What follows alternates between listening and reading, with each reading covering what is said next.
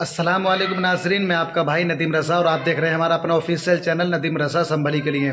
तो दोस्तों, आज की जो अपडेट आपके सामने लेकर हाजिर हुआ हूं, एक इमाम समेत 9 लोगों पर FIR पुलिस ने की और उनको गिरफ्तार कर लिया गया। और दोस्तों, उनका जुर्म क्या था आप जानेंगे तो हैरान हो जाएंगे।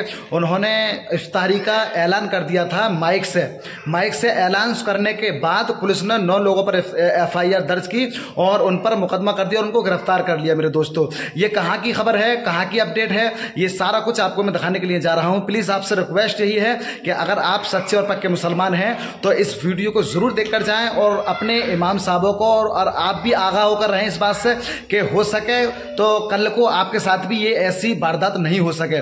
तो चलिए दोस्तों, शुरू करते हैं आज की इस वीडियो के लिए। दोस्तों, अगर आप हमारे चैनल पर नए आए हैं तो एक छोटी सी आपसे रिक्वेस्ट है, चैनल को सब्सक्राइब करके जाएं एंड बेल आइकन को ऑल कर दें और वीडियो को ज्यादा से ज्यादा लाइक करके जाएं। तो चलिए दोस्तों, शुरू करते हैं आज की इस वीडियो के लिए। उत्तर प्रदेश में आपने सुना होगा, मुरादाबाद के पास का कोई इलाका है, एक इमाम ने लाउड स्पीकर से ऐलान कर दिया सहरी का वक्त ख़त्म हो गया, इफ्तार का वक्त हो गया, रोज़ा खोल लो। पुलिस आई, गिरफ्तार करके ले गई। देख रहे हो, इमाम को और 6-7 नमाजियों को गिरफ्तार करके ले गए। आपने लाउड स्पीकर पे ऐलान कैसे करा? जुल्म है ना, बराबर जुल्म है ना। देखिए, रमज़ान का महीना आता है, सब जानते हैं रमज़ान, हमारे वज़ीर आज़म ने रमज़ान की मुबारकबाद दी है। अभी इसी महीने में वज़ीर आज़म ने रमज़ान की मुबारकबाद दी है। रमज़ान का महीना दुनिया जानती है। मैं नहीं कह रहा कि ऐलान करना चाहिए, लेकिन अगर किसी ने ऐलान कर दिया, आप तंबीह कर दो, वार्निंग दे दो, कोई कानून बना दो, समझा दो। दूसरे लोग डीजे बजाते फिरेंगे, रोड पे नाचते फिरेंगे, बड़ी बड़ी गाड़ियाँ, फुल आवाज़ में डीजे। 8-10 दिन पहले यहाँ इस इलाके में भी डीजे बज रहे थे। इस कदर ज़ोर से आवाज़ थी कि मस्जिद और चांदनी चौक की बिल्डिंगें हिल रही थी, सचमुच हिल रही थी बिल्डिंगें। हम किसी को एतराज़ नहीं कर रहे, आपकी यात्रा निकल रही, निकालो, कोई बात नहीं। लेकिन एक लाउड स्पीकर से ऐलान हो गया तो इतना सख्त एक्शन ये नहीं होना चाहिए। ठीक है, किसी का अगर यात्रा निकलती है, भंडारे होते हैं, अगर डीजे बजते हैं, ठीक है, हम बर्दाश्त कर रहे हैं, सब्र कर रहे हैं, हमें कोई शिकायत नहीं। हमें शिकायत होती हम शिकायत करते। बल्कि मैंने देखा, मुझे इलाके के लोगों ने बताया कि जो लोकल हमारी पुलिस है वो उनसे कह रही थी कि यहाँ से निकलो, यात्रा लेके चलो। वो मस्जिद के आगे खड़े हुए थे, लाइटें मार रहे थे, यहाँ से डीजे बज रहे थे, पुलिस मना कर रही थी। पुलिस कह रही थी चलते रहो, चलते रहो, चलते रहो। लेकिन चलिए, मजहबी चीज़ें हमको एतराज़ नहीं कर रहे, मजहबी चीज़ें हमको शिकायत भी नहीं कर रहे। किसी को रियायत मिलती है मिले, लेकिन सिर्फ ऐलान करने पर इतनी ज़्यादा एक्शन होना, हम इसकी मजम्मत कर रहे हैं हिंदुस्तान में, ये सब नहीं होना चाहिए। और मदरसों की सियासत, उत्तर प्रदेश में फिर मदरसों का सर्वे हो रहा है। 2 साल पहले हो चुका है, फिर सर्वे हो रहा है। जब तक 2027 में इलेक्शन आएगा ना, यही सर्वे होता रहेगा। संभल में जो मामला हो गया था, उसको इतना तूल दिया जा रहा है, पुरानी फाइलें खुल रही है, इतना तूल दिया जा रहा है कि वो भी लंबा हो गया। बहरहाल अल्लाह मालिक, इंशाअल्लाह फतह हक की होगी, हक की फतह होगी। अल्लाह मालिक है, अल्लाह देख रहा है, कोई नहीं।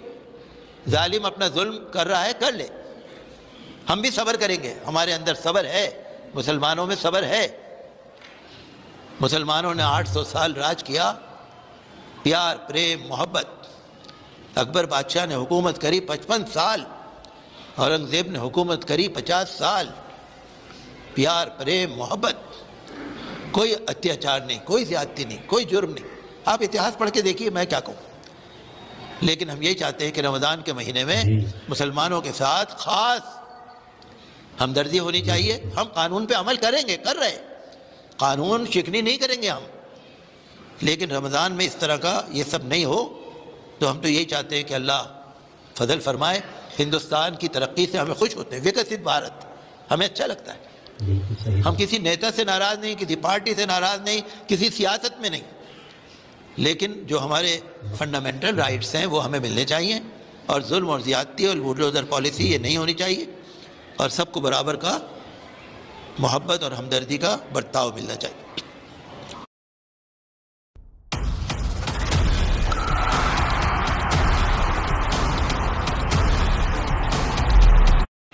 मोहब्बत और हमदर्दी का बर्ताव मिलना चाहिए। اور یہ دعاؤں کی قبولیت کے دن ہے. آج کل دیکھیے آپ اور ہم سب کہتے ہیں بہت پریشانیاں ہیں، بہت پریشانیاں ہیں. اللہ تعالیٰ نے یہ مہینہ اسی لیے دیا ہے کہ تم اپنے پریشانیوں سے نجات حاصل کرنا چاہو تو رمضان میں روزے بھی رکھ لو، دعا بھی کر لو. روزے دار کی دعا قبول ہوتی ہے. حدیث شریف میں ہے روزے دار کی دعا قبول ہوتی ہے. اور روزے دار جب روزہ افطار کرتا ہے جب بھی دعا قبول ہوتی ہے. اور جب آپ سحری کھاتے ہیں جب دعا کرتے ہیں وہ بھی قبول ہوتی ہے. اللہ کے نبی صلی اللہ علیہ وسلم نے فرمایا کہ روزے دار کو اللہ تعالیٰ 2 خوشیاں عطا فرماتا ہے. ایک تو جب روزے دار روزہ کھولتا ہے، افطار کرتا ہے، افطار کے وقت روزے دار کو خوشی ہوتی ہے. کس بات کی؟ کھانے پینے کی نہیں، میں نے یہ دن پورا روزے کا گزار لیا، اس بات کی خوشی ہوتی ہے. میں نے ایک عبادت کر لی، میں مکمل روزے سے میں نے پورا کیا دن. تو ایک خوشی ہوتی ہے روزے دار کو افطار کے وقت، اور ایک خوشی ہوگی جب رب سے ملاقات ہوگی. یہ حدیث کے الفاظ ہیں، فرحۃ اذا لقی ربہ. ایک خوشی جب ہوگی جب روزے دار کی ملاقات رب العالمین سے ہوگی. اس کی شان جو بھی ہے، اللہ کی شان اس کی نرالی شان ہے. اس کی تجلیات، اس کے جلوے، اس کی رحمتیں، فضل و کرم جو بھی ہے، لیکن ہے روزے دار کے لیے رب سے ملاقات اور رب کی رحمتیں، فضیلتیں ہیں. اور روزے دار کے منہ میں جو ہلکی سی بساند آ جاتی ہے، بھپکا، جب صبح صادق سے لے کے اور مغرب تک آپ کا معدہ خالی رہتا ہے، منہ آپ کا بالکل خالی رہتا ہے، تو قدرتی طور سے ایک بھپکا، ایک بساند ہمارے منہ میں آ جاتی ہے. اور وہ بساند جو ہے وہی مغفرت کی ذریعہ ہے. وہ ایک نشانی ہے، وہ اللہ کے ہاں وہ ایک نشانی ہے. جب روزے داروں کو بلایا جائے گا جنت کے دروازے سے، باب الریان سے، یہی خوشبو کام آئے گی. اس وقت ہماری یہ بساند ہے، بدبو ہے، بھپکا ہے. حضور صلی اللہ علیہ وسلم نے فرمایا کہ اللہ کے نزدیک یہ مشک اور عنبر سے زیادہ اچھی خوشبو ہے. جیسے مشک ہوتا ہے نا، آج کل تو مشک ملتا بھی نہیں، قانونی طور سے منع ہے. عنبر ہے، عنبر سمندر کی مچھلی سے آتا ہے، مشک ہرن کے پیٹ سے نکلتا ہے، بہت قیمتی چیزیں ہیں. تو حضور نے فرمایا کہ اطیب من ریح المسک، مشک کی خوشبو سے زیادہ اللہ کو پسند ہے. یہ ایک علامت ہے. روزے دار جب روزے سے اٹھے، قبر سے اٹھیں گے نا، روزے دار جب قبر سے اٹھیں گے تو قبر سے خوشبوئیں پھوٹ رہی ہوں گی، خوشبوئیں پھوٹ رہی ہوں گی. جو آج آپ کے منہ کی بساند ہے نا، یہ قبر کی خوشبو بنے گی. یہ ہے آپ کا دلیل. آپ کو جا کے فرشتوں کو، جنات کو، یا فرشتوں کو یا اللہ کی مخلوق کو کوئی لائسنس دکھانا نہیں پڑے گا، کوئی کارڈ دکھانا نہیں پڑے گا، کوئی پرمٹ دکھانا نہیں پڑے گا، کوئی سرٹیفکیٹ دکھانا نہیں پڑے گا. وہ خود بخود آپ کے منہ سے جو خوشبو بہکے گی. ہو سکتا ہے نا آخرت میں کیا ہر جگہ لوگ جھوٹ بول دیتے ہیں. اگر کوئی چاہے گا آخرت میں کہہ دے میں بھی روزہ رکھتا تھا، نہیں، منہ سے خوشبو آئے گی نہیں. تو یہ ہمارے لیے نا اللہ کی نعمت در نعمت ہے کہ آپ کے منہ کی جو بساند ہے، بھپکا ہے، یہ اللہ تعالیٰ کو مشک اور عنبر سے زیادہ پیارا لگتا ہے. اور قبر سے جب آپ اٹھیں گے تو یہ قبر سے خوشبوئیں پھوٹ رہی ہوں گی.